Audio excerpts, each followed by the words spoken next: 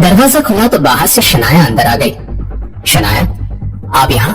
क्या हुआ है? क्या यहाँ आने के लिए मुझे किसी वजह की जरूरत है? मेरा वो मतलब नहीं था। आप जब चाहे यहाँ आ सकती हैं। आहान ने ऐसा कहा तो शनाया बेफिक्र होकर, आहान, और वो विकी भाई ने जो पैसे दिए हैं उनका क्या करना है? हमारे पास 25 लाख रुपए हैं, क्या किया जाए? शनाया, अगर आप चाहें तो कुछ खरीद सकती हैं या कहीं इन्वेस्ट कर सकती हैं या फिर सेविंग भी कर सकती हैं। आपका जो भी डिसीजन होगा मैं आपके साथ हूँ। आहान, मैंने सोच लिया है कि मुझे उन 25 लाख रुपयों से क्या करना है। हाँ शनाया, आप जो भी चाहती हैं मैं आपको सपोर्ट करूंगा। कंफर्मेशन मिलने के बाद शनाया ने अपना फैसला सुनाते हुए कहा, तो फिर हम इन पैसों से तुम्हारे लिए एक कमाल की कार खरीदेंगे जो तुम्हें पसंद आए। शनाया की ये बात सुनकर आहान दंग रह गया। क्या? देखो आहान, अब ये डिसाइड हो गया है। तुमने कहा था कि तुम मना नहीं करोगे। शनाया ने इस बार अपना मन पक्का कर लिया था। वो आहान के लिए कार खरीदना चाहती थी, मगर आहान ने उससे कहा, शनाया, इस सब की क्या जरूरत है? मैं कार का क्या करूंगा?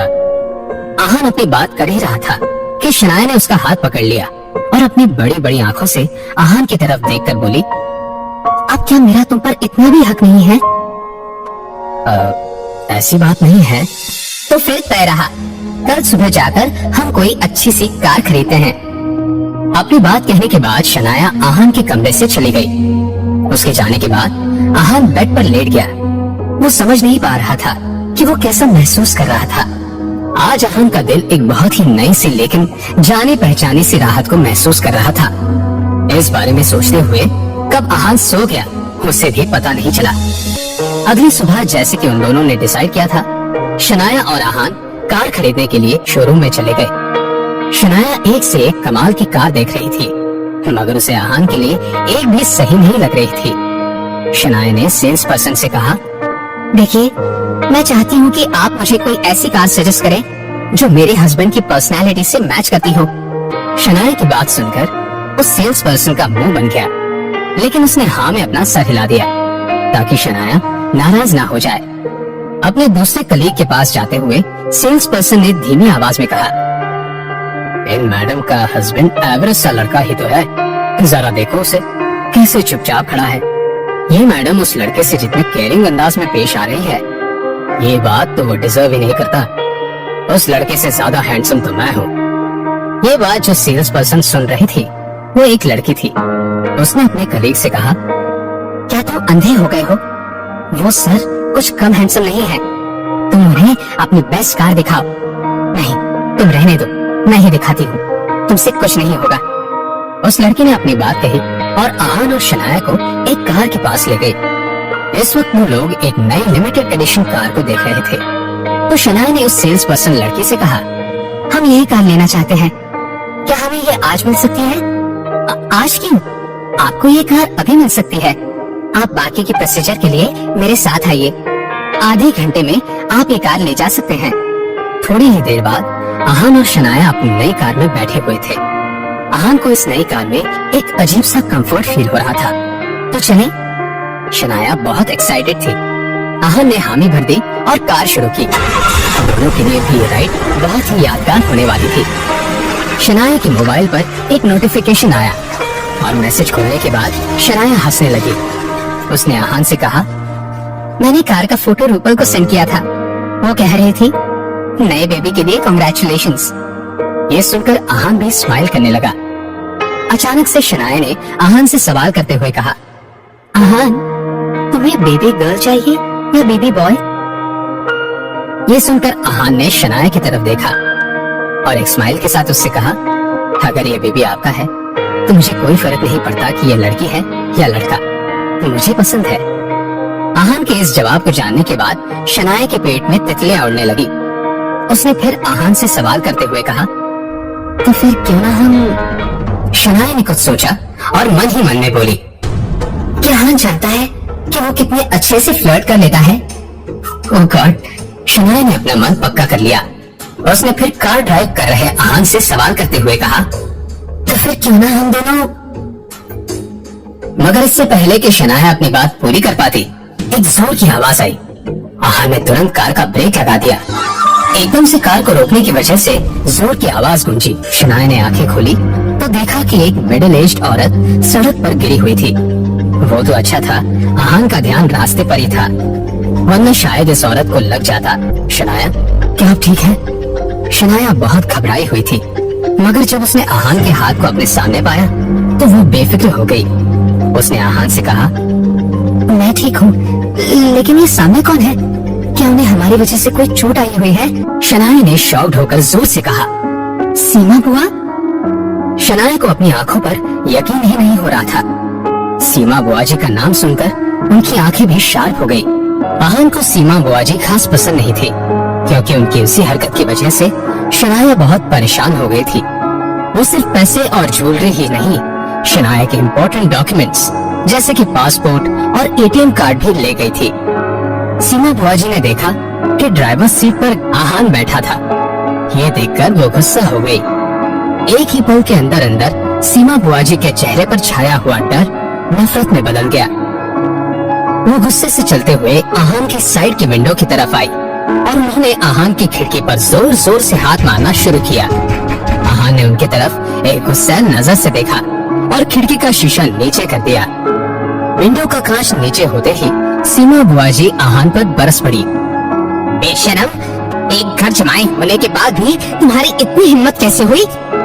अभी अगर मेरी जान चली जाती तो क्या तुम जिम्मेदारी लेते? सीमा बुआ जी ने आहान को खरी खोटी सुनाते हुए कहा। आहान को वैसे भी इस ड्रामे से कोई फर्क नहीं पड़ रहा था, मगर शनाया ने आहान की तरफदारी करते हुए कहा, सीमा बुआ जी, आप पहले हमारे कार के सामने आकर रुकी थी, और हाँ, वो भी जानबूझकर। अब अपने भतीजे की ऐसी बातें सुनने के बाद सीमा बुआ जी के तेवर ही बदल गए। वो गुस्से से शनाया को घूरने लगी और सीमा बुआ जी ने शनाया से कहा, ना समझ लड़की, तुम ये कैसी बातें कर रही हो? क्या मतलब है कि मैं जानबूझकर बीच में आई थी? मैं तो रास्ते से साइड से आराम से चल रही थी। ये बात तो साफ है कि तुम्हारे इस पति ने मेरी जान लेने की कोशिश की है। सीमा बुआ जी ने अपनी ये बात बहुत ही कॉन्फिडेंस के साथ कही थी। अपने दोनों हाथों को कमर पर रखकर वो ऐसे लग रही थी मानो आज वो झगड़ा करने की तैयारी से आई थी। आहान ये सारा नाटक देखने के मूड में नहीं था और सीमा बुआ जी की बात सुनने के बाद वो और भी ज्यादा इरिटेट हो गया। उसने धीमे आवाज में बड़बड़ाते हुए कहा, आपके साथ तो ऐसा ही होना चाहिए। आहान ने तो बस खुद से ही कहा था, लेकिन फिर भी सीमा बुआ जी ने ये बात सुन ली और चिढ़कर आहान से कहा, तुमने क्या कहा? तुम तो कुछ ज्यादा से सर पर चढ़ गए हो। मैं बता रही हूँ कि अगर तुमने मेरे साथ बदतमीजी करने की कोशिश की तो अच्छा नहीं होगा। जब शनाया ने आहान के अगेंस्ट ऐसी बात सुनी तो वो गुस्सा हो गई। शनाया अपनी सीमा बुआ जी से कुछ कहने ही वाली थी, लेकिन आहान ने उसका हाथ पकड़कर उसे शांत करने का इशारा कर दिया। तभी आहान, शनाया और कार के बाहर खड़ी सीमा बुआ जी ने एक आवाज सुनी, माँ, क्या आप ठीक हैं? कहीं किसी ने आपको तंग तो नहीं किया? रतन, मेरे बच्चे, अच्छा हुआ कि तुम आ गए। रतन को देखने के बाद आहान और शनाया ने एक दूसरे की तरफ देखा। उनके चेहरे पर डिसअपॉइंटमेंट ने जगह ले ली। रतन सीमा बुआ जी का बेटा था। इस लड़के की उम्र 30 पार कर चुकी थी, मगर फिर भी न ये कुछ कमाता था और न ही इसके पास कोई जॉब था। रतन की इमेज कुछ खास नहीं थी। वो दिन भर अपने कुछ निठल्ले दोस्तों के साथ किसी न किसी को फंसाकर उनसे जबरदस्ती पैसे ले लेता और वापस करने का नाम भी नहीं लेता था। इस वक्त रतन के हाथ में एक लोहे का रॉड था। अपने दूसरे हाथ पर उस रॉड को मारते हुए रतन ने आहान को घूर कर देखा और अपनी माँ से सवाल करते हुए कहा, क्या ये शेखर मामा जी और यामिनी मामी का घर जमाई है? हाँ रतन, पता है तुम्हारे आने से पहले इस आहान के बच्चे ने तो कह रहा था कि मैंने ये सब जानबूझकर किया था। वो तो अच्छा हुआ कि तुम आ गए, वरना मुझे डर है कि ये लड़का तो आज मेरी जान ही ले लेता। तुम्हारे किस हाथ ने मेरे माँ को चोट पहुँचाने की कोशिश की है? आहान को रतन के इस खतरनाक अंदाज से कोई फर्क नहीं पड़ता था, लेकिन शनाया ने रतन को जवाब देते हुए कहा, रतन, आहान ने सीमा बुआ जी को कोई चोट नहीं पहुँचाई है और इसमें हमारी नहीं, सीमा बुआ जी की गलती है। इस पॉइंट पर शनाया को भी थोड़ा गुस्सा आ गया था, लेकिन रतन को शनाया के गुस्से से क्या डर लग सकता था।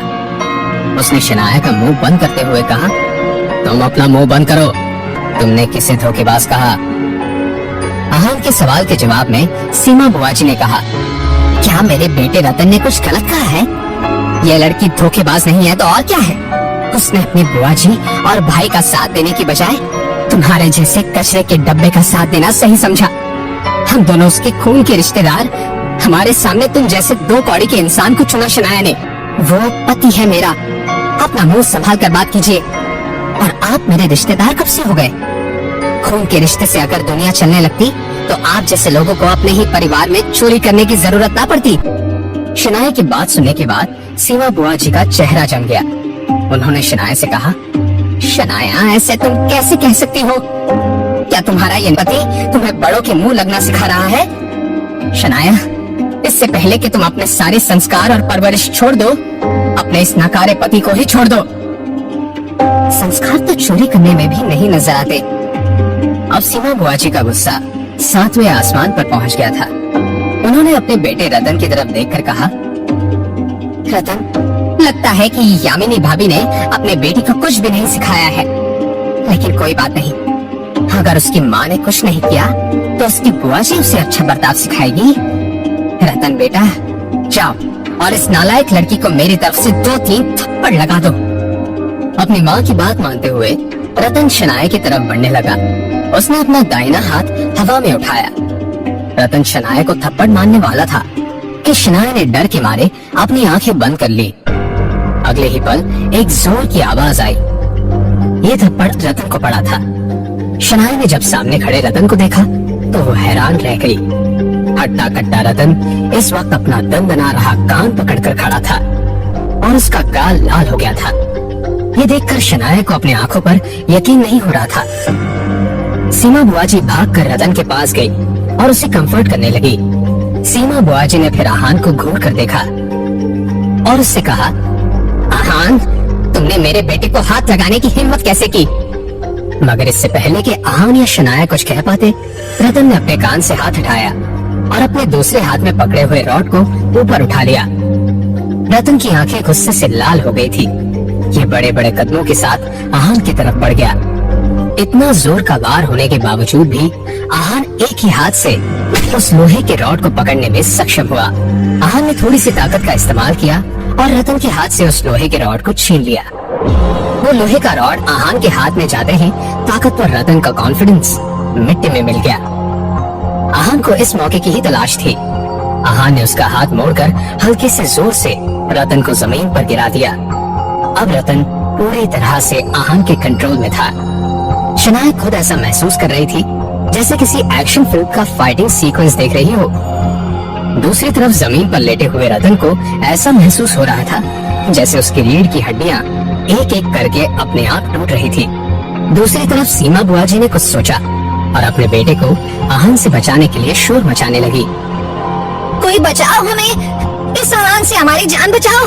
लोग सीमा बुआजी की आवाज सुनकर वहाँ जमा हो गए और उनके लिए बहुत बुरा भी महसूस करने लगे। उन लोगों को देखने के बाद सीमा बुआजी की ओर भी ज्यादा जोर आ गया। उन्होंने सभी लोगों से कहा, इस लड़के ने 2 साल पहले हमसे 50,000 रुपए लिए और वापस करने का कहकर रफू चक्कर हो गया। तब से मैं और मेरा बेटा दर दर की ठोकरें खा रहे हैं। सीमा बुआजी की एक्टिंग टॉप क्लास की थी। हर किसी को उन पर यकीन हो गया। सभी आहान की तरफ देखकर उसे भला बुरा कह रहे थे।